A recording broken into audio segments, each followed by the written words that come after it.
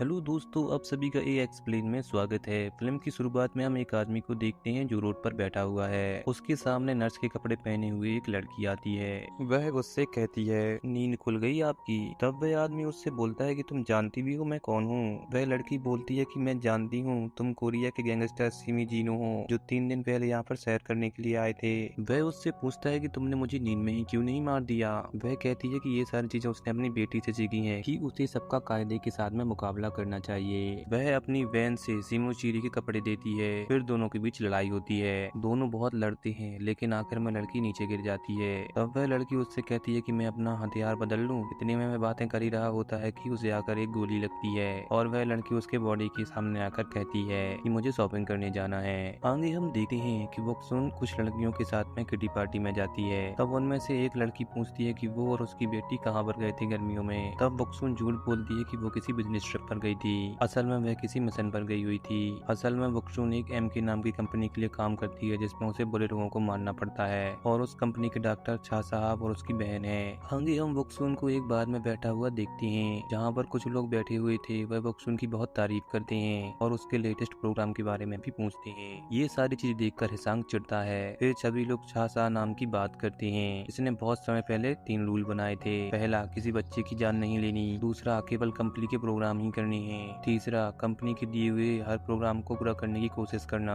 हिसांग MK के बारे में कुछ गलत बोलता है और ये कहते हुए वह वोक्सुन को उकसाता है। वोक्सुन वहाँ से उठकर अपनी कार के पास जाती है जहाँ पर 5 लड़के उसे छेड़ते हैं। तब वह उनको सबक सिखाने के लिए तैयार होती है। इतने में ही वहाँ हिसांग आकर सबको मार डालता है। वह वोक्सुन को उसकी तलवार देता है जिसे वह बार में ही भूल आई थी। फिर दोनों हिसांग की जगह पर जाते हैं और आनंद लेते हैं। आगे हम वोक्सुन की बेटी जियांग को देखते हैं जो एक लड़की को किस कर रही थी। तभी वहाँ पर 3 लड़के आते हैं। जियांग जब वहाँ से जाने लगती है तो एक लड़का उसका हाथ पकड़ता है, उसको साथ में चलने के लिए कहता है। जियांग कहती है कि मैं तुम्हें काट डालूंगी और वहाँ से चली जाती है। आगे हम देखते हैं कि वोक्सुन जियांग को स्कूल छोड़ती है, अपने चेयरमैन से मिलने के लिए अपने ऑफिस जाती है जहाँ पर उसे चा मिलती है जो उसे किसी चीज के लिए कन्वेंस करती है। फिर हम देखते हैं कि एक आदमी टॉयलेट में हाथ धोकर जा रहा था। तभी एक लड़की उस पर जानलेवा हमला करती है। उन लोगों के बीच में काफी लड़ाई होती है और वह लड़की उसे उठाकर एक दीवार पर फेंकती है। दीवार टूट जाती है और वह लड़का किसी के पैरों में जाकर गिरता है। ये चा थी।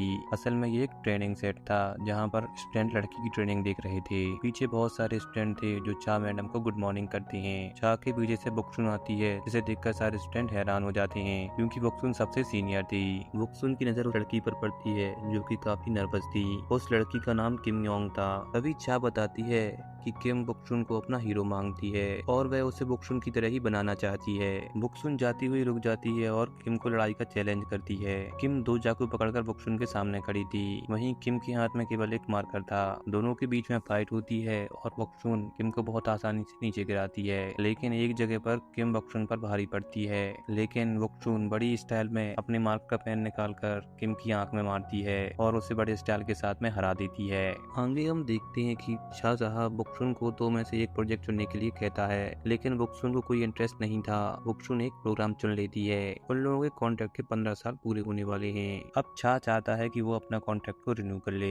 वोक्सुन कोई जवाब नहीं देती है और अपना प्रोग्राम खोलकर देखती है जिसमें एक बच्चे को मारने का टास्क था और उसे ऐसे मारना है कि वह सुसाइड लगे। तभी जियोंग के स्कूल से कॉल आता है कि उसने कैंची से किसी बच्चे को मारा है। वोक्सुन तुरंत ही स्कूल पहुंचती है। वहाँ प्रिंसिपल बताते हैं कि आपकी लड़की ने एक बच्चे को कैंची मारी और वह लड़का मरते मरते बच गया और उसे इसके लिए 1 हफ्ते के लिए सस्पेंड किया जाएगा। और आपकी बेटी ने ऐसा क्यों किया है, अगर ये पता नहीं चला तो उसे हमेशा के लिए सस्पेंड कर दिया जाएगा। जब वोक्सुन अपनी बेटी से उसके बारे में पूछती है तो वह उसे उल्टा जवाब देती है। कहती है कि मैंने उसे उसकी जान लेने के लिए ही मारा था। वोक्सुन सोचती है कि मैंने पहला मर्डर 17 की उम्र में किया था। वह सोचती है कि वह अपनी बच्ची को अपनी तरह नहीं बनाना चाहती थी, लेकिन आज उसने अपनी बच्ची में अपनी ही झलक देखी। आगे हम एमके का ऑफिस देखते हैं जहाँ पर छा साहब और उसकी बहन बाकी कंपनी के लोगों के साथ में कुछ केसेस के बारे में बात कर रहे थे जिनमें बिना मंजूरी वाले प्रोग्राम्स को अंजाम दिया गया था।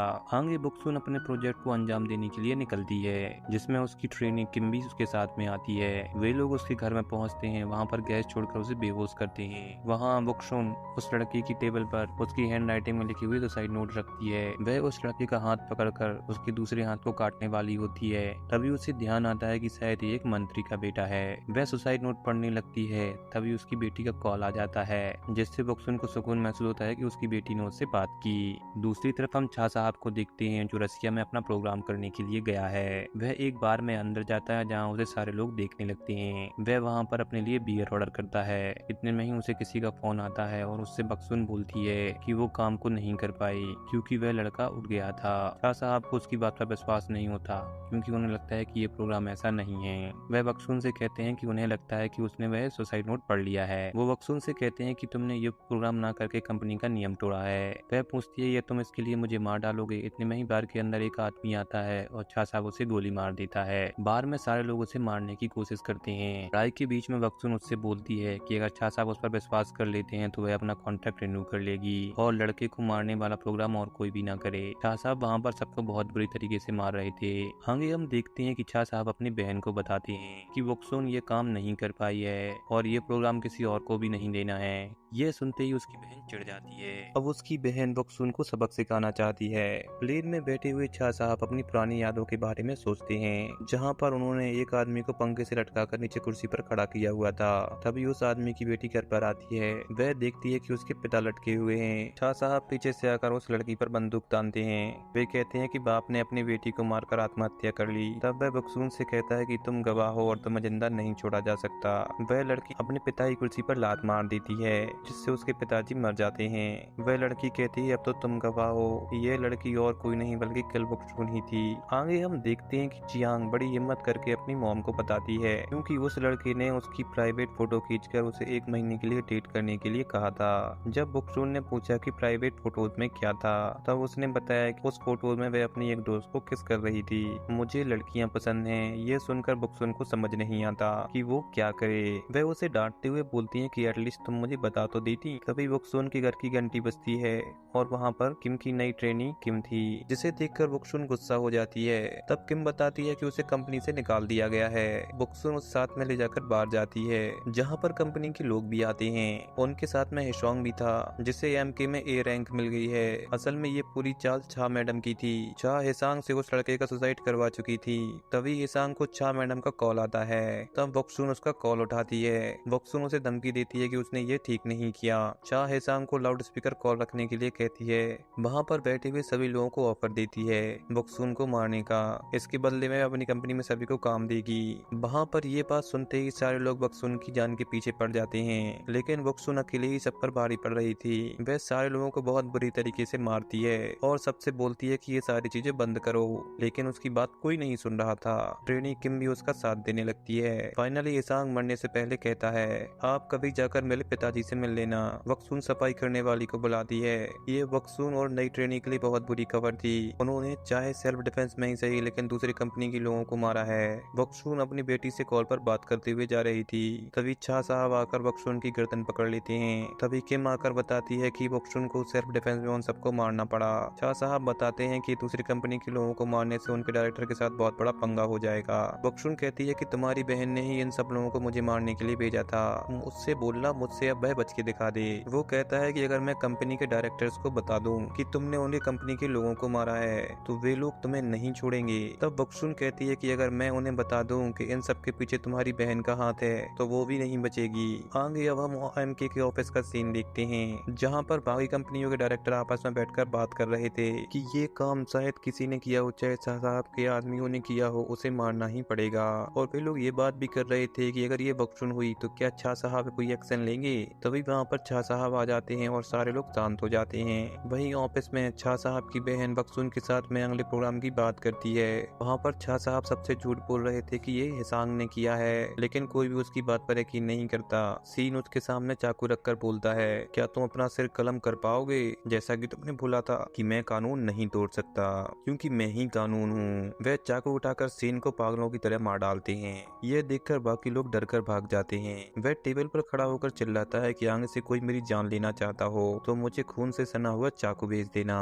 वहीं दूसरी तरफ हम देखते हैं कि बक्सुन खून से भरा हुआ पेन अपने स्टॉप के मेंबर को देती है। इसे छा साहब को दे देना और वक्त और जगह चुन लेना। बक्सुन छा साहब की बहन को मार चुकी होती है और उसे चैलेंज करती है क्योंकि बक्सुन को पता चलता है कि छा साहब ने उसकी नई ट्रेनी को मार दिया है। आगे हम देखते हैं कि बक्सुन जियान के साथ में डिनर करने के बाद ऑफिस जाने के लिए तैयार होती है। वह लिफ्ट से ऊपर जा रही थी। जैसे ही लिफ्ट का दरवाजा दरवाजा खुलता है। शाह साहब गन चलाकर ढेर सारे फायर करते हैं, लेकिन बक्सून निडर होकर खड़ी रहती है। एक भी गोली उसे छूती नहीं है। वह अंदर आकर सोफे पर बैठती है। शाह साहब के पास 2 चाकू और बक्सून के पास एक तलवार थी। दोनों के बीच में फाइट शुरू होती है। कुछ देर फाइट चलने के बाद में हम देखते हैं कि शाह साहब बक्सून की गर्दन में चाकू मार देते हैं, लेकिन ये सब केवल एक अनुमान था।